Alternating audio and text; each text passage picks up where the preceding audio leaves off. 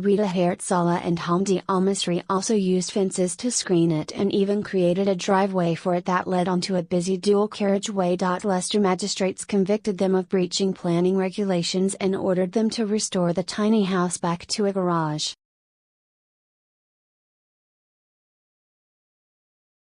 A retrospective planning application to keep the new house in Enderby, Leics, was dismissed on appeal by the Planning Inspectorate a year ago.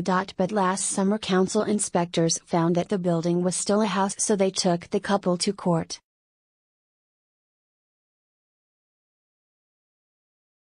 Related articles: Parking fine firm strikes again, in a locked garage. Garage escapes £100 fine after proving a snail ate van's road tax.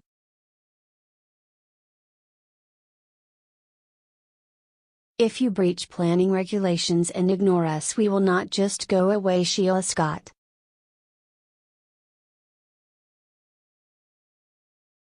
Blaby Council Planning Chief Sheila Scott said, "If you breach planning regulations and ignore us, we will not just go away.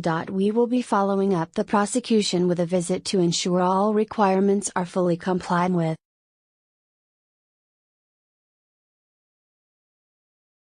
Planning permission for a home in 2007 was given, but with a condition: a garage was maintained to deal with parking issues. The couple, who did not attend the hearing, were fined £770 and ordered to pay more than £1,300 costs and a £77 victim surcharge.